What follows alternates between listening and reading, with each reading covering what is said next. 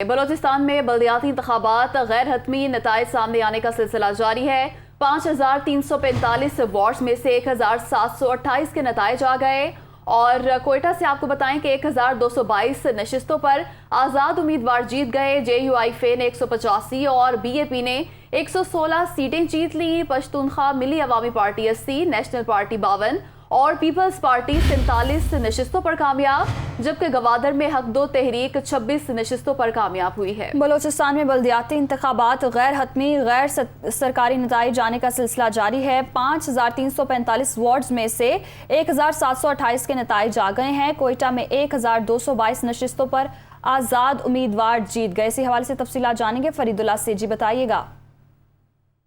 हाँ जी बिल्कुल, कल जो इलेक्शन हुए हैं पूरे बलूचिस्तान में कोयटा और लसबेला के अलावा बाकी 32 अजला में हुए हैं, उनके जो अब तक नताइज इसमें कुल जो उम्मीदवार थे वो तकरीबन 4456 उम्मीदवार कामयाब हुए हैं, जिनमें पहली पोजीशन जिस पार्टी वाइज हम बात करें उसमें सबसे ज़्यादा जो 1222 आज़ाद उम्मीदवार कामयाब हुए हैं। उसके अलावा 185 जमीयत उलमा इस्लाम ने सीटें ली है, 116 बलूचिस्तान अवामी पार्टी ने लिए और गवादर हक दो तहरीक ने 26 नशिस्तें ली हैं। पश्तूनख्वा मिली अवामी पार्टी ने 80 नशिस्तें ली हैं और 52 नशिस्तें नेशनल पार्टी ने ली। इसी तरह पीपल्स पार्टी ने भी 47 नशिस्तें हासिल की हैं। लेकिन उसमें देखने में आ रहा है कि कुछ वार्डों पे ऐसा भी हुआ है जहाँ जो मुकाबला बराबर रहा है, अब उन पे टाई हो गया या दोबारा इलेक्शन होगा, इसका फैसला भी होना बाकी है। इसके अलावा बिला मुकाबला उम्मीदवारों की बात करें तो 1584 जो उम्मीदवार हैं वो बिला मुकाबला भी मुंतखब हुए हैं और 108 वार्ड्स ऐसे हैं जिन पर अभी तक इलेक्शन पे कागजात किसी ने नामजदगी जमा ही नहीं कराए थे।